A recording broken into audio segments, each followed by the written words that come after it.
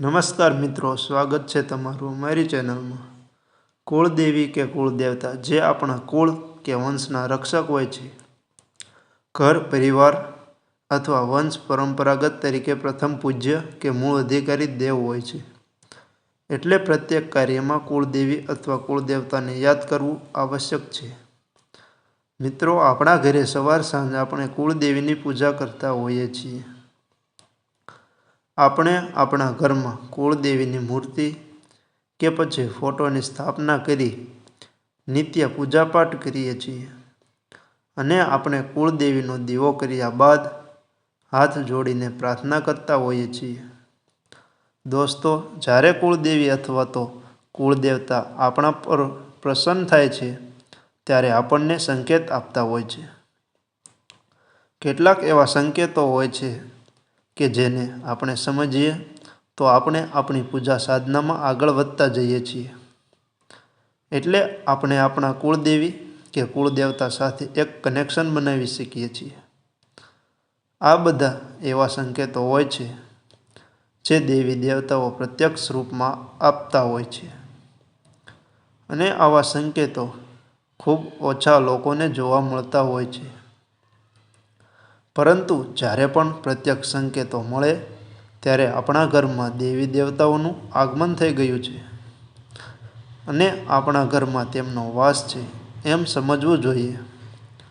દોસ્તો, જ્યારે પણ આપણા ઘરમાં દિવ્ય શક્તિનો વાસ થાય છે ત્યારે અમુક એવી ઘટનાઓ ઘટતી હોય છે કે ક્યારેય પણ તેનો આપણે વિચાર પણ ના કર્યો હોય અને આપણું ઘર સ્વર્ગ જેવું બની જાય છે। આપણે આજે એવા કેટલાક લક્ષણો કે સંકેતો વિશે વાત કરીશું કે જેથી આપણે જાણી શકીએ કે આપણા ઘરમાં કુળદેવી કે કુળદેવતાનો વાસ છે કે નહીં, તેના વિશે અંદાજો લગાવી શકીએ।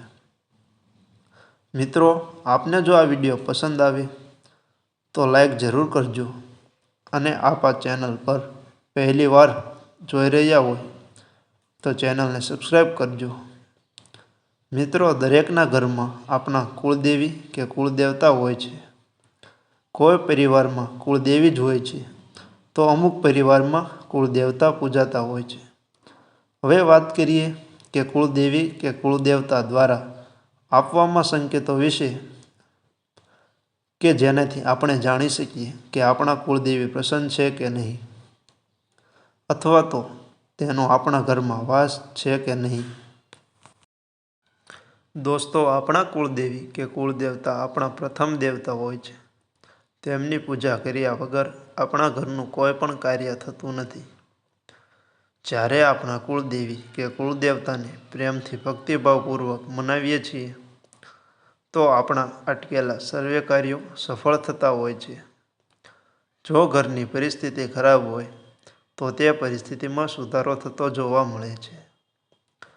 મિત્રો, તમે જોયું હશે કે અનુભવ્યું હશે કે જ્યારે આપણે સંત મહાત્મા ભુવા ભગત પાસે આપણી સમસ્યાના સમાધાન માટે જઈએ છીએ ત્યારે જો સારા એવા સંત મહાત્મા ભુવા ભગત હોય તો સમસ્યાના સમાધાન માટે સૌપ્રથમ કુળદેવી કે કુળદેવતાને પ્રથમ પ્રાધાન્ય આપવામાં આવતું હોય છે અને તમને તમારા કુળદેવી કે કુળદેવતાનું પૂજા કરાવવાનું જણાવતા હોય છે।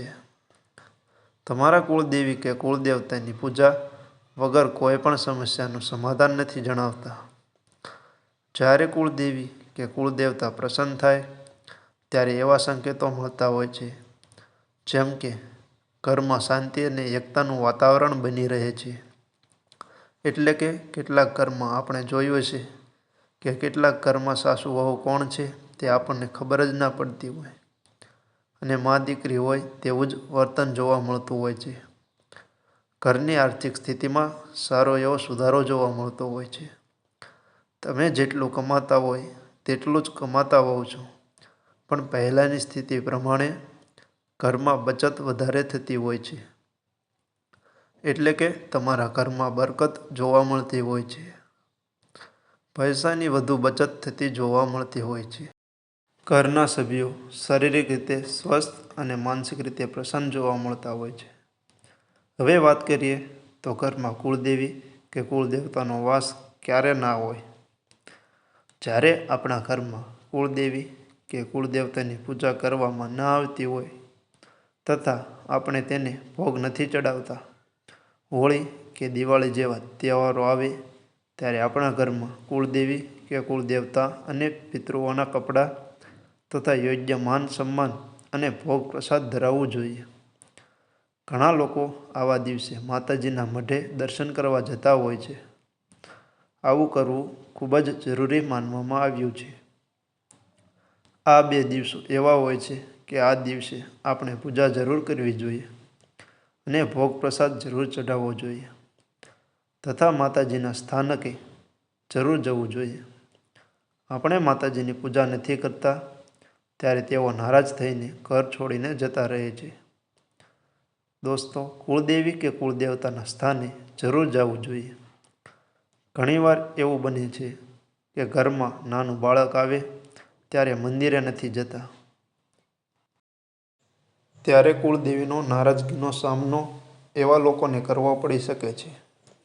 બાળક 1 વર્ષનું થાય ત્યારે તેના વાળ ઉતારવાની પ્રથા મોટાભાગના સમાજમાં છે અને તે અનિવાર્ય છે તથા પરંપરાગત હોય છે. આ પ્રથાને જરૂર નિભાવવી જોઈએ, તેને તોડવી ના જોઈએ. આ પ્રથાને આગળ વધારતું રહેવું જોઈએ જે આપણા વડીલો કરતા આવ્યા છે. તે પરંપરાને આપણે જાળવી રાખવી જોઈએ. લગ્ન પછી પણ મોટાભાગના લોકો કુળદેવીના મંદિરે જતા હોય છે અને નિવેદ વગેરેનો ભોગ ધરાવવામાં આવતું હોય છે. જ્યારે કુળદેવીનો વાસ આપણા ઘરમાં થાય અથવા આપણા ઘરમાં આ દિવ્ય શક્તિ બિરાજમાન થાય ત્યારે ઘરમાં એક સુગંધ પ્રસરવા લાગતી હોય છે જે એકદમ મનમોહક લાગતી હોય છે. એવું જરૂરી નથી કે જ્યાં મંદિર હોય ત્યાં જ સુગંધ આવતી હોય. આખા ઘરમાં આ સુગંધ આવતી હોય છે અને આવી મનમોહક સુગંધ આપણા ઘરમાં સકારાત્મક ઉર્જા લઈને આવતી હોય છે અને આ સકારાત્મક ઉર્જા આપણને બધામાં સાચો રસ્તો બતાવે છે. દોસ્તો, જ્યારે કોઈ વ્યક્તિ આત્મહત્યા કરે છે તો તે નકારાત્મક વિચારોના કારણે કરે છે અને આપણે જાણીએ છીએ કે શરીર એ મગજ દ્વારા કાર્ય કરે છે. આત્મહત્યા જેવા પગલાં નકારાત્મક વ્યક્તિના વિચારના કારણે લેવામાં આવતા હોય છે અને આ સકારાત્મક ઉર્જા આપણને બધામાં સાચો રસ્તો બતાવે છે. દોસ્તો, જ્યારે કોઈ વ્યક્તિ આત્મહત્યા કરે છે તો તે નકારાત્મક વિચારોના કારણે કરે છે અને આપણે જાણીએ છીએ કે શરીર એ મગજ દ્વારા કાર્ય કરે છે. આત્મહત્યા જેવા પગલાં નકારાત્મક વ્યક્તિના વિચારના કારણે લેવામાં આવતા હોય છે. તેથી આ સકારાત્મક ઉર્જાને લીધે તમારામાં હકારાત્મક વલણ જોવા મળે છે અને બધા વિશે સારું વિચારતા થઈએ છીએ. કોઈક કામ કરવું હોય તો તેમાં સારો વિચાર આવે છે અને સાચો નિર્ણય લેવાથી તે કામ સરળતાથી સફળ થઈ જતું હોય છે. જ્યારે તમારા ઘરમાં બહારની વ્યક્તિ પ્રવેશ કરે છે તો તમારા ઘરમાં રહેલા સકારાત્મક વાતાવરણના લીધે તેને પણ સારા વિચારો આવવા લાગે છે. કોઈ વ્યક્તિ ગુસ્સે થઈને આવ્યો હોય, ખરાબ કરવા આવ્યો હોય, પરંતુ આ સકારાત્મક ઉર્જાને લીધે તે બદલાઈ જાય છે અને તે તમારી બાજુ થઈ જાય છે. આ કુળદેવી કે કુળદેવતાનો પ્રથમ સંકેત હોય છે. ઘરના મુખ્ય વ્યક્તિ જે કોઈ હોય તેને સફેદ હાથી, સફેદ ઘોડો કે સફેદ સાપ વગેરે સ્વપ્નમાં જોવા મળે તો સમજવું જોઈએ કે તમારા ઘરમાં કુળદેવી કે કુળદેવતાઓનો વાસ હોય છે. મિત્રો, જ્યારે કુળદેવી કે કુળદેવતા આપણા ઘરમાં પ્રવેશ કરે છે ત્યારે આપણા પિતૃઓ પણ આપણા ઘરમાં પ્રવેશ કરે છે અને આપણને આપણા પિતૃઓના પણ દર્શન થાય છે અને પિતૃઓ સફેદ કપડાં પહેરીને સ્વપ્નમાં આવે છે, તમને દર્શન આપે છે તથા તમારા પ્રશ્નોના ઉત્તર પણ આપે છે અને તમારા પિતૃઓને કંઈક જોતું હોય તો પણ તેઓ સ્વપ્નના આવીને જણાવતા હોય છે અને પિતૃઓ તમારી ઉપર કૃપા કરે છે. એવો સંકેત છે કે પક્ષીઓનું ઘરમાં આવવું એટલે કે કુળદેવી અથવા કુળદેવતા ઘરમાં પ્રવેશ કરે ત્યારે પક્ષીઓનો કલરવ થતો હોય છે. ઘરની દિવાલો, બારી કે ઘરની અંદર પક્ષીઓ બેસવાનું ચાલુ કરી દેતા હોય છે. આ લક્ષણ પણ ઘરમાં કુળદેવી કે કુળદેવતાઓનો વાસ હોવાનો સંકેત માનવામાં આવે છે. કુળદેવી કે કુળદેવતા કોઈ પણ પ્રકારના વેશમાં ભોજન ગ્રહણ કરતા હોય છે અને આપણા ઉપર કૃપા કરતા હોય છે. જો આવા લક્ષણો કે સંકેતો જોવા મળે છે તો એવું સમજવું જોઈએ કે આપણા ઘરમાં કુળદેવી કે કુળદેવતાઓનો વાસ હોય છે. તો મિત્રો, અમને આશા છે કે આ માહિતી આપને જરૂર પસંદ આવી હશે. મિત્રો, વિડીયોને લાઈક કરજો, શેર કરજો અને અમારી ચેનલ પર નવા હોય તો ચેનલને સબસ્ક્રાઈબ જરૂર કરજો. જય શ્રી કૃષ્ણ. મળીએ નવા વિડીયોમાં.